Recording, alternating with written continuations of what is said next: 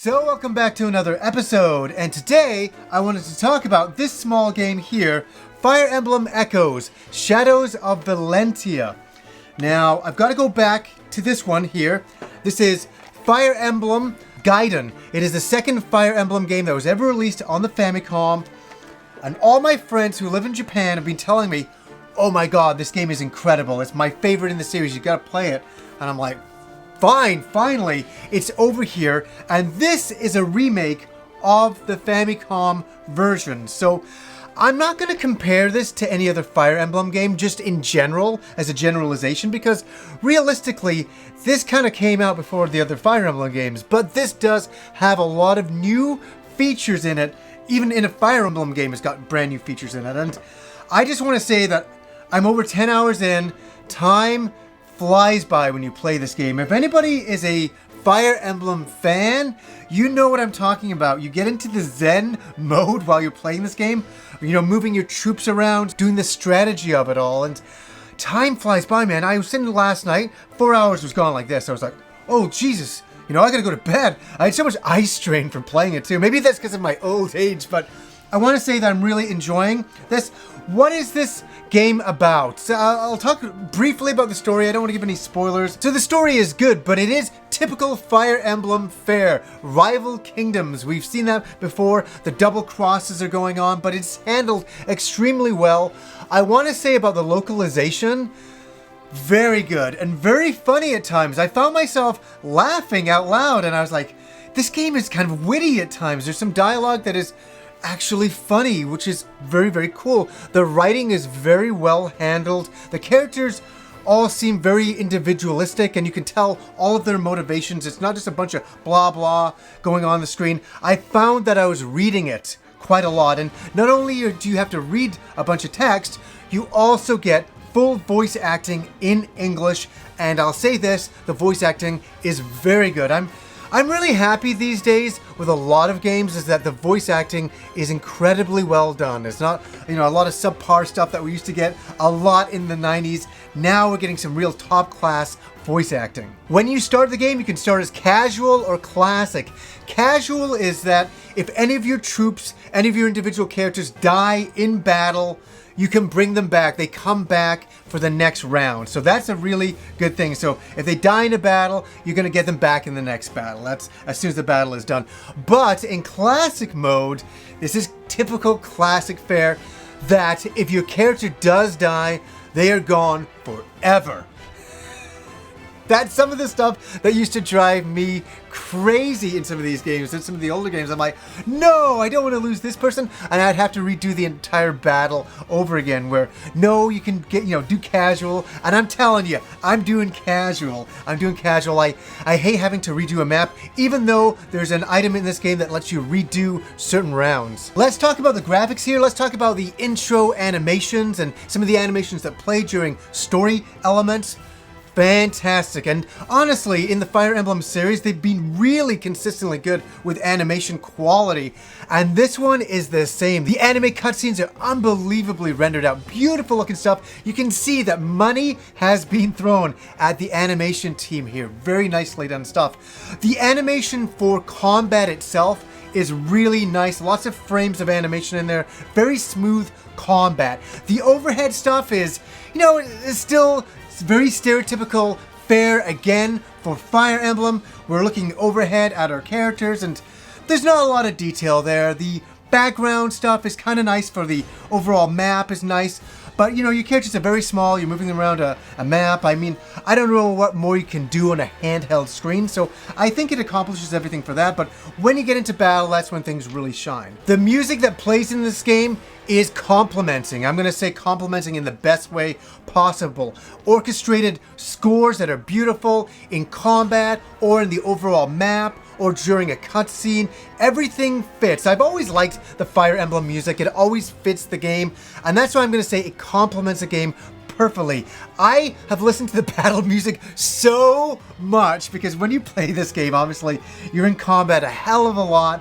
It never gets old. I still like the battle theme of this game and the overworld music.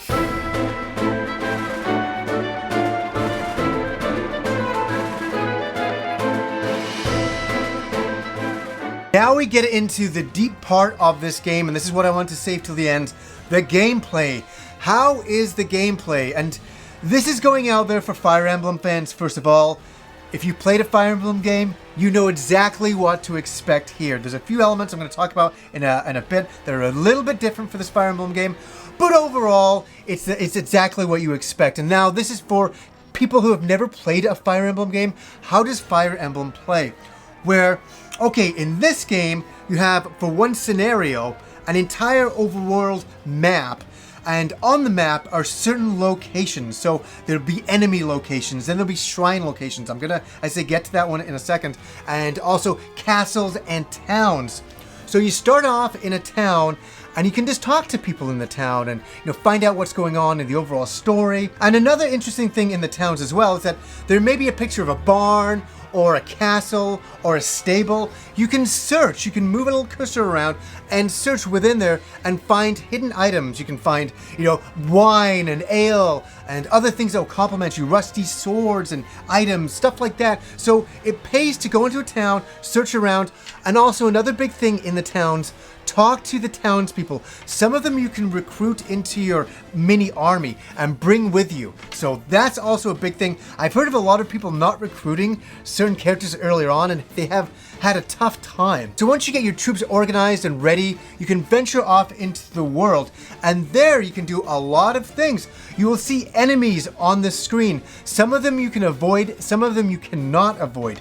So if you get into combat, this is the heart of Fire Emblem right here. It goes into a grid overall map, and you will see the enemy at certain locations spread throughout there, and they're made up of different troops. So you'll just have horse riding cavalry as well. You'll have archers, you'll just have regular fighters, you'll have mages, and you will have the same. And it's how you strategically move your troops around the grid. So you can move an archer and he will have ranged combat. So he can be like 3 or 4 or 5 squares away from your enemy, and you can just shoot arrows at the enemy and not even get close to them. You can have mages that can shoot fire attacks from far, or you can have other clerics that can do magic that will heal your characters. So there's a lot of different attacks you can do. You can have knights that can go in. You have obviously your main character who's very strong and can go in and do your main head-on attacks. One thing I'd recommend when you're in combat is to strategically, obviously, position your guys in a way that you're going to win at combat, but to put it into a strategic way that you can also level up everybody equally.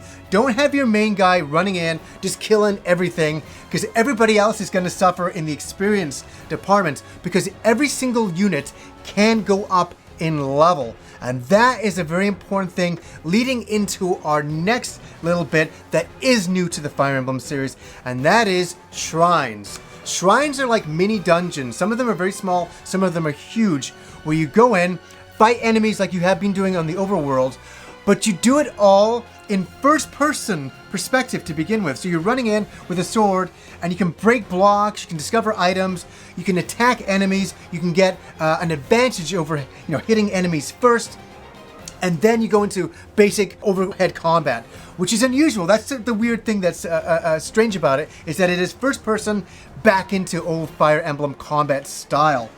And then from there, you can go deeper into the shrine and you find these big statues. And if you talk to the statues, they will grant you the ability to change your class. This is a huge deal and a very important thing in the Fire Emblem series in general. Say you have an archer, just a bow-using character that can shoot arrows from a distance. You can change them into a sniping archer. That is a huge advantage, so they'll be able to shoot further and do a little bit more damage. And the same for every other character as well. You can just have a basic fighter, you can turn a fighter into a knight, and and so on and so on and so on. So this is the addiction of Fire Emblem. This is why I was going so crazy last night. I was just leveling up in the shrines, and that's a big thing I'll suggest as well. You can just level up in shrines for ages. I was in there for hours just fighting the same wave of enemy over and over, leaving, going back. So when I do get into a really big, like say a castle fight later on, my army, my troops are really pumped up, and you have a small advantage there. And in a Fire Emblem game, a small advantage is a big advantage. Every advantage is needed, and hugely strategic game, and it's so mind-bogglingly fantastic. You'll sit there strategizing all of your moves over and over and over again. And I've loved strategy games for a long time, so that's one thing to know if you've never played a Fire Emblem game. It's all about strategy and moving your troops around and making the best moves possible for your troops and making sure nobody dies and healing your troops and all of that kind of stuff. So that is what it's all about. If you've never played a Fire Emblem game, know that going in. It has a lot of RPG elements, but it's mainly a strategy fighter style game.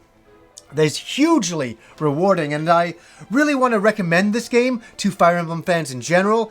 And if you've never played a Fire Emblem game, give this a go. Give it a gamble. Give it a try. Fantastic strategy game. So many hours you will put into this game. I haven't even touched the surface. I'm over 10 hours in. I can't wait to go back to it right now. I am jonesing for it, and you'll know what that's like when you start playing it and you start getting the combat and you're getting how you can level up, and it's very deep. There's a lot you can do here, and I highly recommend it. I give it an 8.5, a 9 out of 10 for sure. So anyways, guys, until next time.